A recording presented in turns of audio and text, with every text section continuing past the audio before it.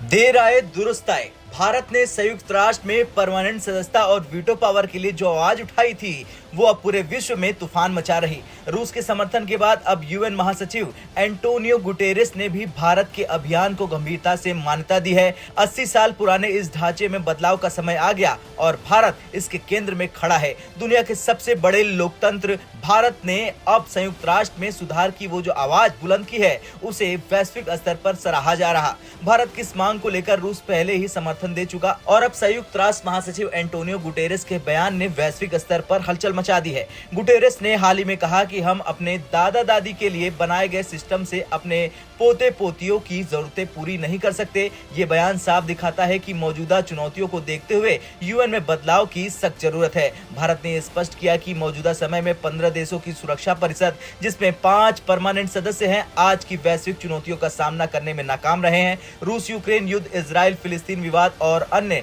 कई मुद्दों पर सुरक्षा परिषद का सीमित और पक्षपातपूर्ण रूप इसे अप्रासंगिक बना रहा। भारत ने अपने लिए परमानेंट सीट की मांग को अलग अलग आधार पर मजबूत किया है, जैसे कि भारत अब दुनिया का सबसे ज्यादा आबादी वाला देश है। भारत दुनिया की 5वीं सबसे बड़ी अर्थव्यवस्था है और जल्द ही तीसरी सबसे बड़ी अर्थव्यवस्था बनने जा रहा। भारत रक्षा के क्षेत्र में दुनिया की 34 सबसे बड़ी ताकत है और एक परमाणु शक्ति संपन्न मुल्क है। भारत ने कई वैश्विक मुद्दों पर मध्यस्थता कराई है, जैसे कि रूस यूक्रेन और इजराइल ईरान विवाद। तो वहीं रूस लंबे समय से भारत का समर्थन करता आया। अब यूएन महासचिव के बयान ने इस मांग को और मजबूत कर दिया है। गुटेरेस का साफ कहना है कि पुराने ढांचे में सुधार किए बिना हम भविष्य की जरूरतों को पूरा नहीं कर सकते। उनका ये बयान भारत के तर्कों को सही ठहराता है। भारत को जहां अमेरिका, रूस, फ्रांस और ब्रिटेन का समर्थन मिल रहा, वहीं चीन इसका विरोध कर रहा। 1971 में भारत ने पीपल्स रिपब्लिक ऑफ चाइना को सुरक्षा परिषद की परमानेंट सदस्यता और वीटो का समर्थन दिया था। आज वही चीन भारत के लिए सबसे बड़ी चुनौती बन गया।